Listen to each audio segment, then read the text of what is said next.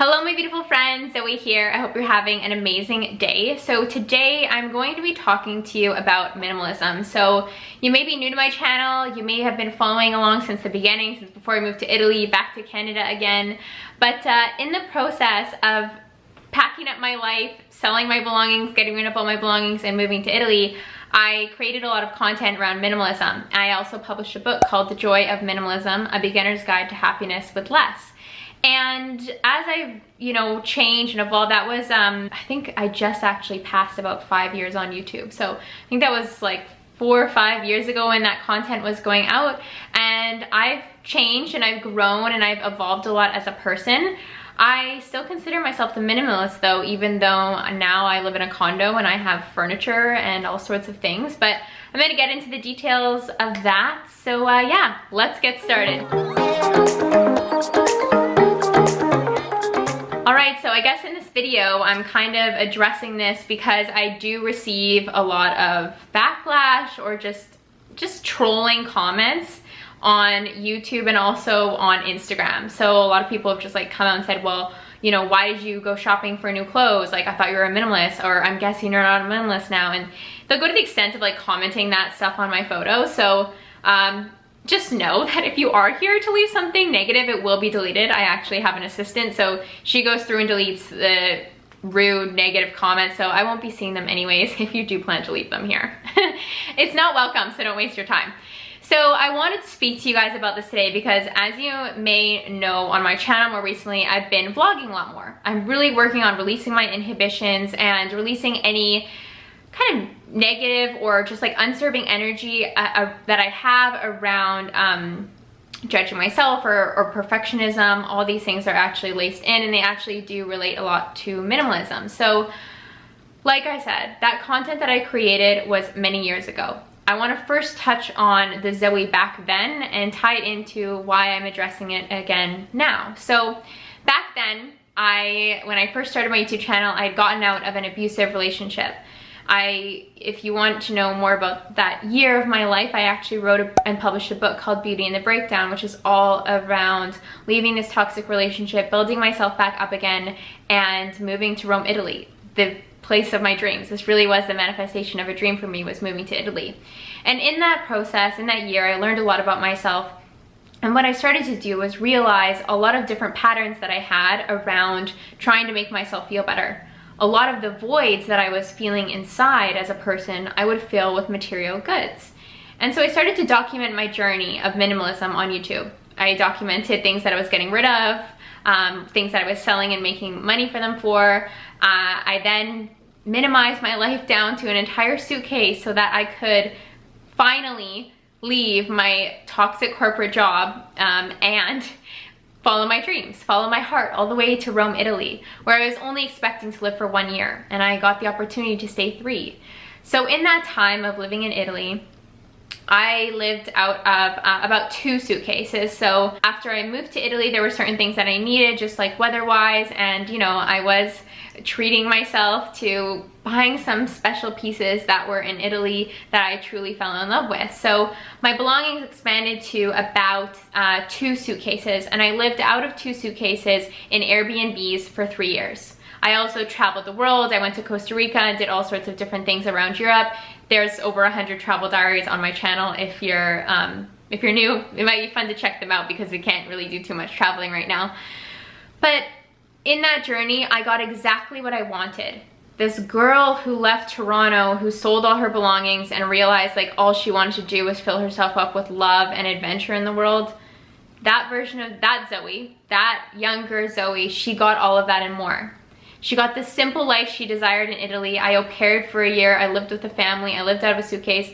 After leaving a comfortable, nice little quaint townhouse in Toronto and a corporate job that looked really good on paper, I moved to Italy to pursue my dreams. I let go of everything materialistic. And in that time when I was in Italy, the first year especially, I remember my host mother, she would always comment like, you just wear baggy clothes all the time. It's like you're just like hiding behind your clothes. Like, what's the deal with that? And I had a lot of things that I was working through in regards to my body and eating when I first moved to Italy, because I had recently been vegan, not for an entire year yet, and I was navigating that and moving to a different country where the grocery stores look a lot different. I was working through a lot of things around my body and working through a lot of shame that I had, working through a lot of stuff that just kind of had to do with my mother and the way that she spoke to me, or the way that my ex-boyfriend spoke to me around my body, and I was working through that. So I just wore like baggy sweaters and like black clothes all the time, and I liked that. And then I remember summer came around and I went traveling a little bit with my sister Jen and a little bit alone, and I found myself in Barcelona. And I remember I had this epiphany, like, I'm hiding behind my clothes. I realized all the things that I was hiding. I didn't want anyone to see me. That's what it was. And I mean, it sounds kind of like, is it an oxymoron, or like I'm on YouTube, but I don't want to be seen by anyone. I don't want people to get close to me. You know, it was hard. Coming out of an abusive relationship, it's hard. There was a lot that I was left to confront on my own, and moving to Italy and working through that, it takes time. So it comes in layers. And when I found myself in Barcelona, I had this epiphany. I think I had seen like just so many beautifully dressed people in like summer dresses, and I was like, why am I not fully indulging in this experience? I came to Italy and I've got my simple life. I've learned how to cook Italian food to some extent. I've really like been enjoying La Dolce Vita, but now it's time to treat myself. So I went out and I bought some beautiful dresses, and I donated a lot of like what was in my suitcase, and I did kind of this replenish. And a lot of that is documented on YouTube if you have like followed along or are deciding to go back and view some videos now. But that was something that was a catalyst moment for me, actually deciding I'm allowed to treat myself. I don't have to hide. Just because I've got rid of everything, it doesn't mean that I can't buy myself things that I need. Because there's this certain energy that has come with YouTube, where if I say something once, I worry that people are going to hold on to it, and people do hold on to it. And I find that a lot of people who don't know me in person, who just know me on the internet, choose to perceive me in different ways, as the minimalist, as the girl who moved to Italy and back to Canada again, as the girl who was traveling, the travel blogger. My channel is like a minestrone soup of my life, okay? It's a lot of different stuff, but it all comes back to being me. But because I had declared and created content around being a minimalist, when I started to obtain things, I started to get backlash on YouTube, on Instagram, even though it was just a little bit, like me buying myself a nice dress. And the entire time I was always donating things. I was, like I said, I was restricted to 2 suitcases. So whatever I could fit in those two suitcases, I obviously had to love. And you know, if you read my book, you know that journey. You know that journey of selling everything that I owned, and realizing the patterns and all that. That was a learning process in its own. And the message in that book still remains the same. It still remains true for me, is that I do not invite anything into my life unless I love it. And anything that I am tolerating in my vibration leaves. And that includes people, clothing, things in my home space now. I'm still very intentional about what I invite into my place. And so after moving back from Italy, I moved to Hotel California, my condo that I'm in now. And I've been here for just over a year, and I furnished it, yes. But I do feel like my aesthetic is still minimal and true to me. So my style has since shifted, right? In all clothing as well. So, you know, I have always worn a lot of black like I'm wearing now, but living in a city versus living in Italy, living in Canada versus living in Italy, I am now dealing with 4 very intense seasons in Toronto. So it can be as hot as like 35 degrees plus humidity in the summer, and as cold as like -40 or even cooler than that, colder than that, more freezing than that. So I've had to obtain things naturally. I also have a larger space than I was living in before, and a space that is mine, a space that is to call my own, not a space that is simply an Airbnb and I don't know when I'm moving on to the next one. Moving to Canada allowed me to just really take all those things that I learned about myself for the last 3 years and create a sanctuary for myself that represents that, a true reflection of who I am. And naturally, as my wardrobe has changed, naturally as I've obtained things from my space, I've still remained true to my message when it comes to minimalism. Only invite things into your space that you truly love. And you know, it is a principle that I still live by. You out there may consider minimalist people who don't hang things on the walls. You may consider a minimalist someone who decides to live out into the woods. You may consider someone a minimalist, you know, if they only have, I don't know, 10 pieces of clothing. Like, whatever you decide in your mind is the rule that makes someone a minimalist, is what makes someone a minimalist. So I understand the trolls who are coming at me are people who are judgmental and people who like to criticize others, and any issue that anyone has with me is just an issue that they have with themselves. So however that's being reflected back to them is however that's being reflected back to them, and I get that.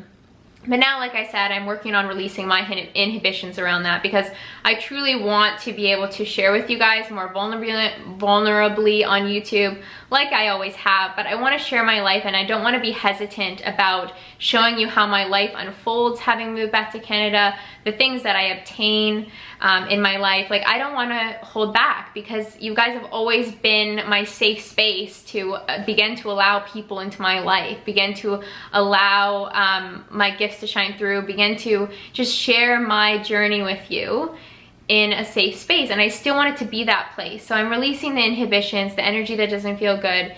And in doing that, I just wanted to address this. I just want to be honest. And I know I'm kind of addressing it for the trolls, but in a greater extent, I'm addressing it for me, because I don't want to hesitate in showing you guys my space or showing you guys what I might buy on Instagram and things like that, because of the resistance that I receive. So yeah, I mean, am I still a minimalist? I consider myself a minimalist, and at the end of the day, that's all that matters. It looks different to every single person based on those rules that they have for themselves. I'm someone who is very intentional, like I said, about the things that I buy. So intentional that it actually took me over a year to buy a kitchen table / island for my kitchen. It took me over a year to buy a patio set for my terrace, so I was just sitting on chairs. Like, I still actually navigate different types of anxiety when it comes to buying big things, because I spent 3 years living out of suitcases. So I'm still intentional. I still love everything that I invite in, and whenever I do invite things in, like clothes, I always donate them. I shared with you guys in a recent vlog how I found this donation bin, and I donated actually a lot of the dresses that I had in Italy. Just donated them. I could have probably got a lot of money for them, but I thought in my head, how wonderful would it be for like a young woman or a girl to find this? She's gonna be so excited, because it's a beautiful piece. And I still live my life by those principles. I consider myself a minimalist, and you know, my condo now, my style now is still a direct reflection of who I am. I wear everything that I own, I use everything that I own, and I'm consistently and always looking to declutter. And that being said, I actually have an exciting collaboration to announce with you guys, because it's been a little bit challenging for me to incorporate things into my wardrobe and donate them and just make sure I have enough for all 4 seasons. And living in a condo, I found that my closet spaces have actually been feeling overwhelming and disorganized. And I've gone through, I went to IKEA almost a year ago, and I bought these special shelves for the back of them to try and organize things, but I still don't have a system that works for me. So I actually have hired a professional KonMari organizer, and she's going to be coming in for a walkthrough next week, and she's letting me document this process. So before she arrives, I'm going to do decluttering. So we're moving into fall now, summer is ending, and I'm going to naturally do my seasonal declutters. I'm going to share that with you guys. I'm going to share that uninhibited, just like I used to, right? Like, I'm trying my best not to worry about what other people are going to criticize me on. Because this is natural. This is natural. As I've moved out of living in a place like Italy in Europe and moved to Toronto, my style has changed, because I have changed. And yeah, so I'm going to go through and I'm going to be decluttering my closet. I will share in vlogs. I'm also going to be decluttering my cosmetics, and I'm going to have her help me organize my cosmetics and skincare, in my bathroom. So I'm very much looking forward to what she has to teach me and offer me, and I'm going to be documenting that entire process. So I hope you guys are excited too. And just know that wherever you are at in your journey is perfect. If you consider yourself a minimalist, you consider yourself a minimalist, and it's based on the rules that you created for yourself. So yeah, anyways, I hope this was helpful for any of you out there who are interested in, or I hope it actually relieves some of you out there who have gone through a minimalist period in your life and maybe lived out of a suitcase or a backpack and then come to live in an apartment and having to furnish things. It all comes in layers, it all comes in motions, but at the end of the day, just have compassion for yourself. You're a human being, you're always living, you're always learning, and that's the most beautiful lesson of all, is that as long as you're learning and you're loving yourself and being compassionate with yourself in the process, that's all that matters. So yeah, have an amazing day, guys. Bye.